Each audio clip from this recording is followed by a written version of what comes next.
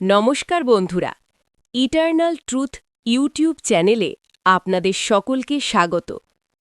কমেন্টে লিখুন হর হর মহাদেব। শেয়ার করুন প্রিয়জনের সাথে। আজকের আধ্যাত্মিক কাহিনী। আজ আমরা জানব গরুর পুরাণে বর্ণিত নরকের ২৮ প্রকার। আজ আমরা গরুর পুরাণে বর্ণিত নরকের ২৮ প্রকার ও সেখানে প্রাপ্ত শাস্তির কথা এক আধ্যাত্মিক কাহিনীর মাধ্যমে জানব। এই কাহিনী ভয়ের নয়, এটি আমাদের আত্মাকে জাগ্রত করার শিক্ষা। গঙ্গার তীরে অবস্থিত এক সমৃদ্ধ গ্রামে বাস করত রঘুনাথ নামের এক ব্যক্তি। বাইরে থেকে সে ছিল ধর্মপরায়ণ, প্রতিদিন মন্দিরে যেত, গঙ্গাস্নান করত, দান করত। কিন্তু অন্তরে ছিল লোভ, অহংকার, প্রতারণা ও স্বার্থপরতা। সে গরিবের জমি কৌশলে দখল করত, কর্মচারীদের বেতন মারত, বৃদ্ধ পিতামাতাকে অবহেলা করত। কিন্তু সমাজে তার নাম ছিল ধর্মবীর রঘুনাথ। একদিন হঠাৎ হৃদরোগে তার মৃত্যু হল। চোখ খুলে সে দেখল দুজন ভয়ঙ্কর যমদূত তাকে বেঁধে নিয়ে যাচ্ছে।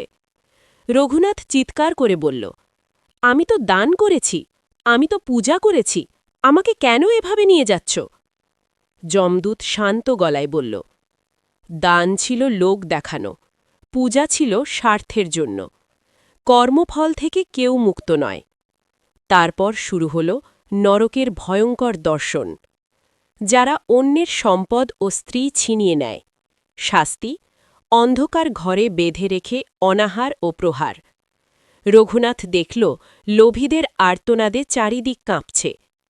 পরিবারকে প্রতারণা করা লোকদের জন্য শাস্তি সম্পূর্ণ অন্ধকারে দৃষ্টিশক্তি হারিয়ে বিভ্রান্তি। অত্যাচারীদের স্থান শাস্তি রুরু নামক হিংস্র প্রাণীর দ্বারা ছিন্নভিন্ন। নির্দয় হৃদয়ের মানুষদের জন্য শাস্তি অগ্নির শিখায় বারবার দগ্ধ হওয়া। প্রাণী হত্যা ও নিষ্ঠুরতার ফল শাস্তি ফুটন্ত তেলে সিদ্ধ হওয়া। রঘুনাথ কেঁপে উঠল, কারণ সে বহু গরু জবাইয়ের ব্যবসায় লাভ করেছিল। পিতামাতাকে কষ্ট দেওয়ার ফল শাস্তি উত্তপ্ত লোহার পথে অনন্তকাল হাঁটা। ধর্মত্যাগী ও ভণ্ডদের স্থান শাস্তি তলোয়ার পাতার বনে দেহ ছিন্নভিন্ন। অন্যায় বিচারকদের জন্য শাস্তি শূকরের দাঁতের মতো যন্ত্রে পেষণ। স্বার্থপরদের স্থান শাস্তি সাপ, বিচ্ছু ও বিষাক্ত কীট ভরা কূপে পতন। অপবিত্র ও লোভী ভোজনকারীদের জন্য শাস্তি কৃমির দ্বারা দেহভক্ষণ। চোর ও প্রতারকদের ফল শাস্তি লোহার সাঁড়াশি দিয়ে অঙ্গ ছিঁড়ে নেওয়া। ব্যভিচারীদের জন্য শাস্তি উত্তপ্ত লোহার মূর্তি আলিঙ্গন। অনৈতিক সম্পর্ককারীদের স্থান শাস্তি কাঁটাযুক্ত গাছে ঝুলিয়ে রাখা। পাপীদের নদী শাস্তি রক্ত, পুঁজ ও মলমূত্রে ভরা নদী পার হওয়া। অশুচি জীবনের ফল শাস্তি দুর্গন্ধময় কাদায় নিমজ্জিত থাকা। প্রাণী নির্যাতনের ফল শাস্তি শ্বাসরোধের অসহনীয় যন্ত্রণা।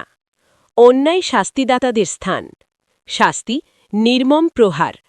অতি লোভীদের জন্য শাস্তি লালা ও বমি খেতে বাধ্য হওয়া। ডাকাত ও অত্যাচারীদের ফল শাস্তি যমের ভয়ঙ্কর কুকুর দ্বারা ছিন্নভিন্ন। মহাপাপীদের জন্য শাস্তি উচ্চ স্থান থেকে অন্তহীন পতন। মদ্যপ ও অধার্মিকদের ফল শাস্তি গলিত লোহাপান। অহংকারীদের স্থান শাস্তি ক্ষারযুক্ত কাদায় ডুবে থাকা। নির্দয় পাপীদের জন্য শাস্তি রাক্ষসদের খাদ্য হওয়া। হত্যাকারীদের ফল শাস্তি ধারালো শুলে বিদ্ধ হয়ে ঝুলে থাকা। বিষধর প্রাণী নির্যাতনের ফল শাস্তি অসংখ্য সাপের দংশন। অন্যায়ভাবে কাউকে বন্দী করা লোকদের স্থান শাস্তি সংকীর্ণ অন্ধকার কারাগারে আটকে রাখা। বিশ্বাসঘাতকদের জন্য শাস্তি বারবার পতন ও পুনর্জন্মের যন্ত্রণা। কৃপণ ও দান বিমুক্তের ফল শাস্তি সূচির মতো ধারালো অস্ত্রে বিদ্ধ হওয়া। সব দেখানোর পর যমরাজ বললেন, হে আত্মা, নরক শাস্তির স্থান নয়, এটি কর্মফলের প্রতিফলন। মানুষ যদি জীবিত অবস্থায় সত্য, দয়া, ব্রহ্মচর্য পিতৃসেবা ও ঈশ্বর নাম জপ করে তবে তাকে এই পথ দেখতে হয় না। রঘুনাথ কাঁদতে কাঁদতে প্রার্থনা করল, প্রভু, আমাকে আরেকবার মানব জন্ম দিন। যমরাজ বললেন, অনুতাপ ও ঈশ্বর ভক্তিই মুক্তির পথ।